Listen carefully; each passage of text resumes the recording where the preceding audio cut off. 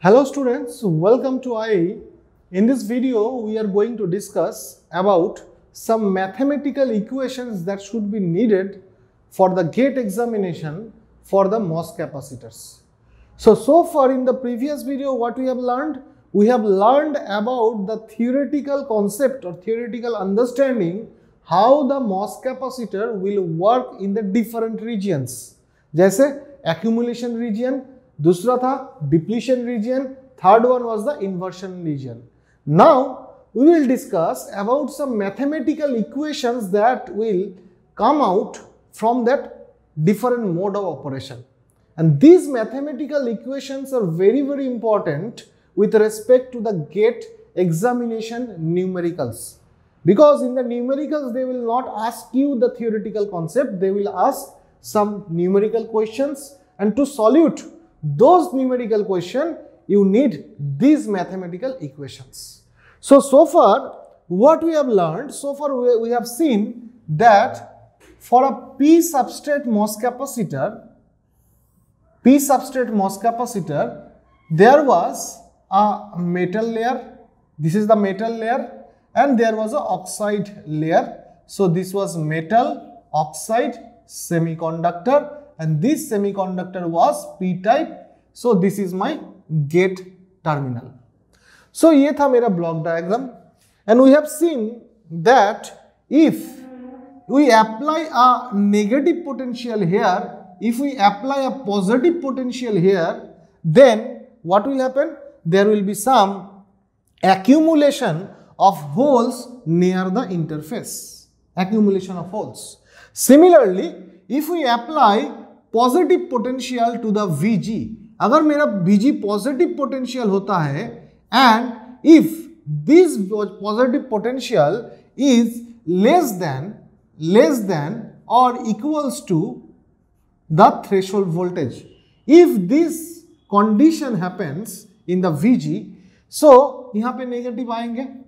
So तब क्या होगा? Depletion mode of operation. So in the depletion of mode of operation, if you remember what I have done, we have seen that if this was the bulk region, यहाँ पे मेरा space charge region create हुआ था, तो यहाँ पे मेरा EC energy level, this one यहाँ पे मेरा valence band, और एक चीज था कि यहाँ पे मेरा Fermi level of the p-type, EFP, and there was also another energy level at the middle of the band gap, this was EFI.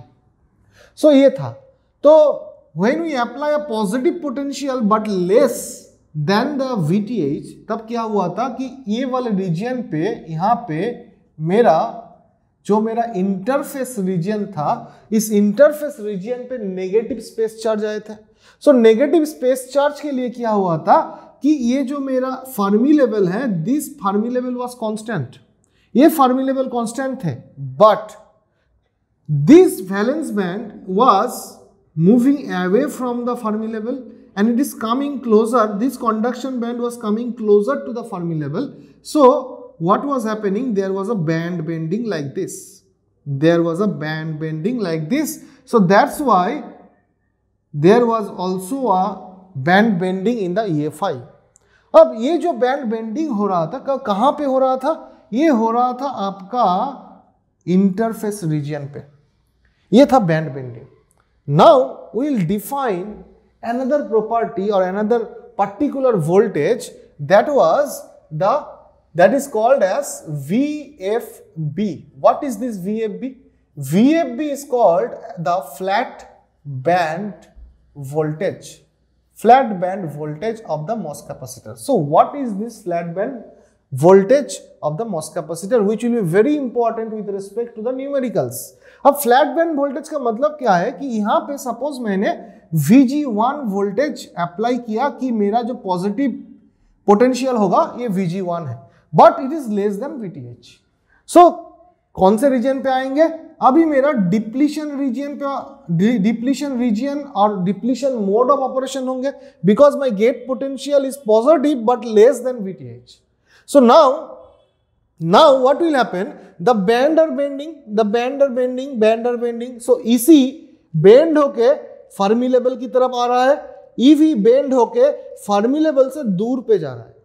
Now flat band voltage is such a voltage. Let us define the flat band voltage like this.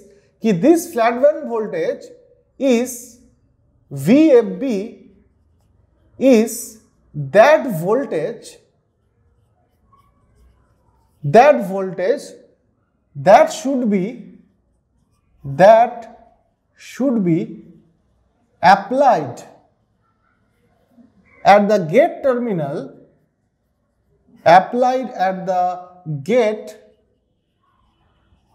terminal, so that all this bending of the bands, so that all the bending of the energy bands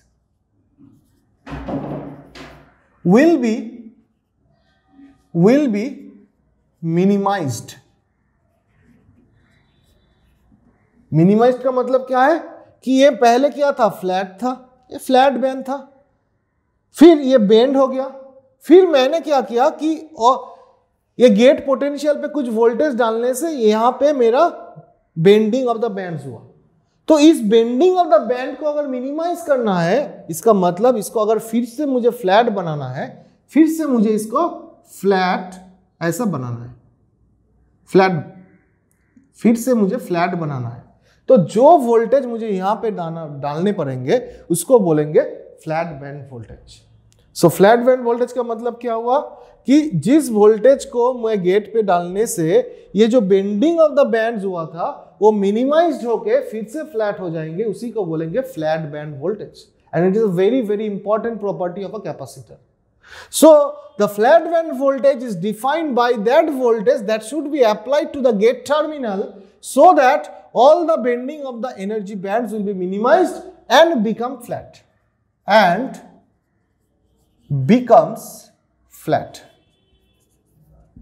it is a very important property of a MOS capacitor.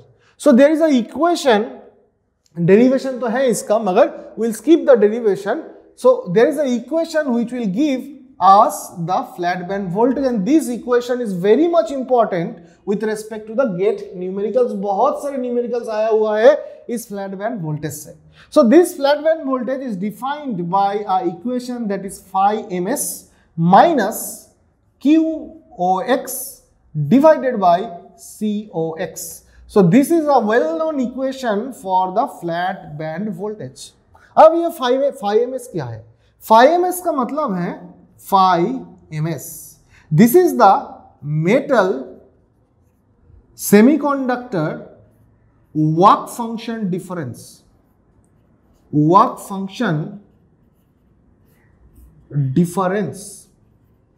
ये जो metal है, ये वाला जो metal है, ये जो oxide है, ये सेमीकंडक्टर है. सो मेटल और सेमीकंडक्टर के बीच में ये जो मेटल का एक वर्क फंक्शन होगा, सेमीकंडक्टर का भी एक वर्क फंक्शन होता है जिसको बोलते हैं हम लोग electron affinity.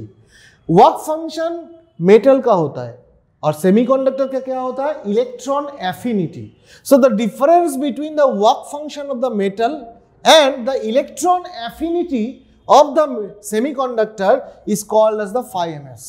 So phi ms is the metal semiconductor work function difference. क्योंकि ये जो वर्क फंक्शन वाला टर्म है, इस वर्क फंक्शन वाला टर्म जनरली मेटल के लिए यूज किया जाता है.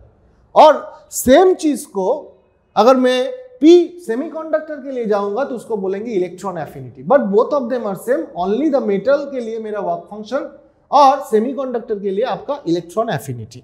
सो phi ms is the metal semiconductor work function difference. अब COX का मतलब क्या है? COX का मतलब है कि oxide capacitance. Oxide capacitance per unit area. So per unit area. So actually it will be epsilon OX divided by, suppose the thickness of this oxide layer is T oxide, so it will be T oxide. A नहीं है because per area. So अब QOX का मतलब क्या है? QOX। QOX का मतलब है कि the amount of trapped charges inside the oxide layer per unit area पे। That means it can be written as it is nothing but QSS dash into mod of small q। अब एक QSS dash का मतलब क्या है? QSS dash का मतलब है कि ये ऑक्साइड लेयर के अंदर how many number of trap charges are there, how many, और यहां पे क्या है? Amount of charge. So amount of charge मैंने लिखा तो इसका यूनिट क्या होगा? कूलम्ब पर मीटर स्क्वायर और सेंटीमीटर स्क्वायर, कुछ भी बोल सकते हैं, एरिया। और एक QSS, what is this QSS? QSS dash का मतलब है कि the number of charges trapped inside the oxide layer, inside the oxide layer, this is the number of charges। उस number of charges के साथ अब Q का मतलब है the electronic charge 1 point, so Q is nothing but 1.6 into 10 to the power minus 19 coulomb। so now Q के साथ अगर नंबर ऑफ चार्ज से मल्टीप्लाई करूंगा तो टोटल अमाउंट ऑफ चार्ज मिल जाएंगे, इसीलिए मैंने यहां पे बोला Q oxide. Q oxide is the amount of trap charges और ये QSS है number of trap charges into the electronic charge Q।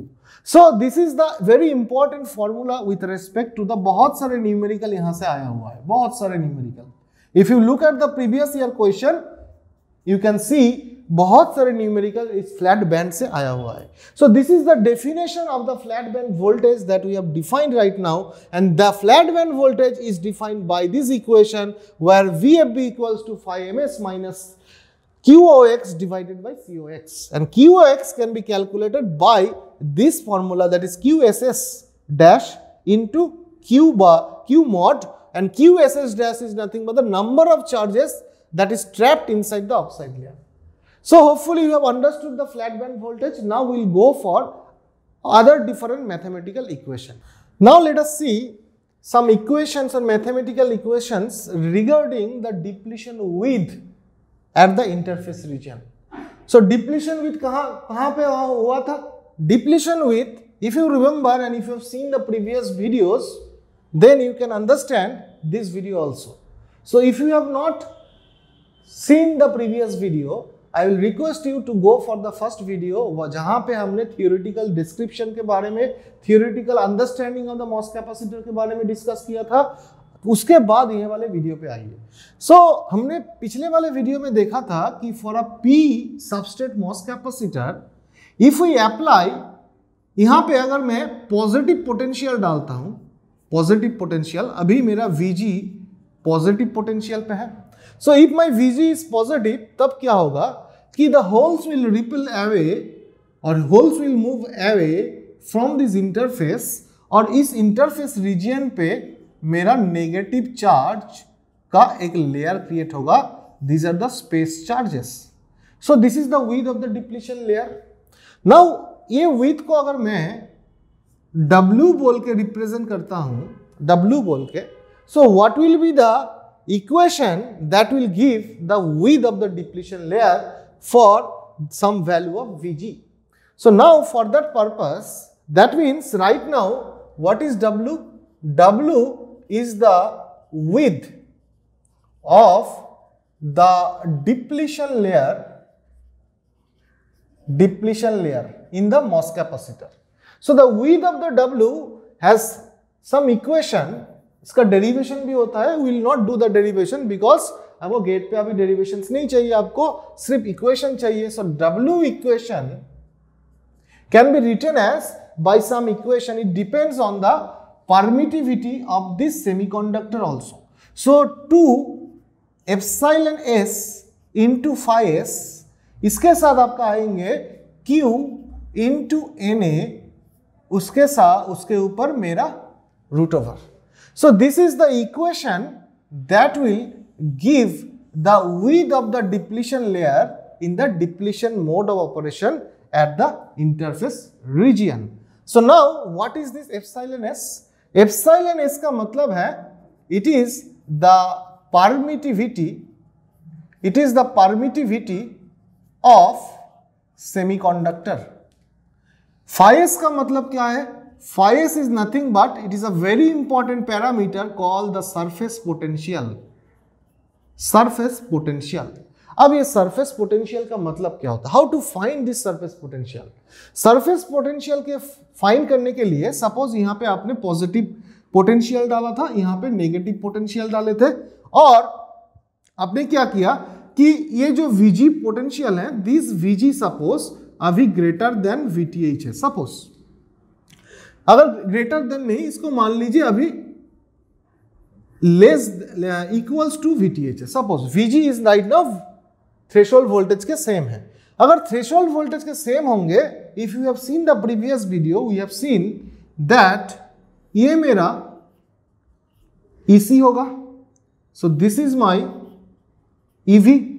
So this will be the Fermi level of the p type material. So this is EFP. And what will be the intrinsic Fermi level? The intrinsic Fermi level will be this one. This is EFI. अब यहाँ पे क्या होगा? When Vg equals to Vth, यहाँ पे तो less p type होंगे. तो लेस p टाइप का मतलब आपका जो फर्मी लेवल है ये तो सेम रहेगा, और this EV will bend in the downward direction. It will bend in the downward direction. Similarly, this EC will also bend in the downward direction like this, and this EFI will also bend in the downward direction. अब देखिए, ये था status at the depletion mode. Now what will happen? If you look at the EF at the surface, surface कहाँ पे है? यहाँ पे मेरा surface है, ये मेरा surface. This is the surface, that is the interface of oxide and semiconductor. तो सरफेस पे मेरा EFI का वैल्यू क्या है? ये वाला, दिस इज द EFI. सो अभी व्हाट इज द EFI? यहां पे देखिए, और बल्क रीजन पे मेरा EFI और EFP के बीच में गैप कितना है? This one. और यहां पे EFP सरफेस पे EFP और EFI का गैप कितना है? ये वाला, this one. Now what will happen? Surface potential का मतलब होगा, surface potential is nothing but ये जो है ये मेरा सरफेस पोटेंशियल है, phi s, ये वाला गैप. तो मैं क्या बोलूंगा सरफेस पोटेंशियल को? How can I define this surface potential? Surface potential can be defined by, it is the difference between the Fermi level of the semiconductor, between the Fermi level of semiconductor and किसके साथ? intrinsic Fermi level of the semiconductor, intrinsic Fermi level of semiconductor कहां पे? at the surface, at oxide semiconductor surface, at oxide semiconductor interface surface. इसको लिखिए interface surface. very very important parameter. मतलब इस oxide semiconductor interface surface के ऊपर मेरा EFI और EFP का जो डिफरेंस होगा उसी को बोलेंगे surface potential. This is the surface potential. And when में बाद में जाते हैं, उसके पहले यहां पे डिस्कस कर लेते हैं थोड़ा. तो यहां पे देखिए phi s मैंने डिफाइन किया. अब Na क्या है? Na मतलब the accepted doping concentration, acceptor doping concentration in this p type material. Q क्या है? Electronic charge, you know that. So in this way we can calculate the width of the depletion layer. अब suppose मैंने क्या किया कि at Vg equals to VTH, Vg equals to VTH, so when Vg that is the gate voltage will be equals to VTH, मतलब threshold voltage के साथ जब same हो जाएंगे. So Vg is equals to, जब थ्रेशोल्ड वोल्टेज होगा तो that is called the threshold point. If you remember we have discussed that this is the threshold point. और थ्रेशोल्ड पॉइंट कब आता है? जब मेरा Vg इक्वल्स टू VTH होता है. और VTH कब होता है? जब मेरा surface potential will B 2 of phi Fp. और phi Fp कहां पे है? phi Fp आपका यहां पे है. So this is the phi Fp. So that means if we want to define the phi Fp, so what is phi Fp? That is the Fermi potential for this P type material. और Fermi potential का मतलब क्या होगा कि EFi, यहां पे जो EFi है देखिए, दिस EFi एंड यहां पे EFi है. सो that means you can see that at threshold voltage this phi s will be 2 of phi Fp, 2 of phi Fp. That means this phi Fp is called the Fermi potential of the semiconductor, and this phi Fp is given by an equation which is also very important for the numerical. Phi Fp is given by an equation and that equation is equals to Vt. ये Vt मतलब thermal voltage, not the threshold voltage. So Vt into ln, उसके साथ आपका Na divided by Ni. Ni means intrinsic carrier concentration. So this equation will give us the value of the Fermi potential for any p-type surface. p-type semiconductor के लिए phi Fp यहाँ पे आएंगे. और जब मेरा थ्रेशोल्ड वोल्टेज आएगा उस कंडीशन पे मेरा surface potential will be equals to 2 of phi Fp, और phi Fp का वैल्यू है A. नाउ Ni का वैल्यू, Ni मतलब क्या है? Intrinsic career concentration. Vt क्या है? Thermal voltage. ये Vt और ये VTH दोनों अलग अलग है. ये थ्रेशोल्ड वोल्टेज, ये थर्मल वोल्टेज KT/Q जो आपको मालूम है. सो नाउ ये था मेरा थ्रेशोल्ड पॉइंट पे phi s और phi Fp का वैल्यू क्या होंगे. अब when my gate voltage will be equals to the threshold voltage, और एक चीज होगा. क्या चीज होंगे? कि ये जो width of the depletion layer है ये मैक्सिमम वैल्यू अटेन होगा. That means when Vg is equals to VTH, the width of the depletion layer will be the maximum value. ये मैक्सिमम वैल्यू पे आ जाएंगे. इसके बाद और नहीं इंक्रीज होंगे, कांस्टेंट हो जाएंगे. सो W will be W max. तो if I want to find the maximum width of the W, that is the width of the depletion layer, तो यहाँ पे इस इक्वेशन पे क्या करना है? phi s equals to 2 phi Fp बिठाना होगा. So we have to put phi s equals to 2 phi Fp. So that means it will be 2 into epsilon s. Phi s is equals to 2 phi Fp. So 2 phi Fp divided by Q into Na. यहाँ पे half, यहाँ पे. So this will give us the maximum width of the depletion layer, and it is happening कहाँ पे? जब threshold voltage gate पे होंगे. So in this way we can calculate the value of the W max, and this is a very very important formula for the gate numerical. ये भी आपका बहुत ही important है. ये भी आपका बहुत इंपॉर्टेंट है. जहां पे मैं स्टार मार रहा हूं, स्टार डाल रहा हूं, ये सारे आपका गेट में आ चुका है. This concepts. सो आपको कभी कभी गेट में पूछते हैं find the maximum width of the depletion layer, तो आपको ये वाला चाहिए. phi Fp कहां पे आएंगे? phi Fp इस वाले फॉर्मूले से निकाल सकते हैं आप लोग. सो हमने यहाँ पे W max के बारे में डिस्कस किया जो मेरा थ्रेशोल्ड वोल्टेज पे होता है. और थ्रेशोल्ड वोल्टेज क्या है? जब मेरा surface potential 2 of twice of phi Fp होता है. So these are the formula that we should discuss now.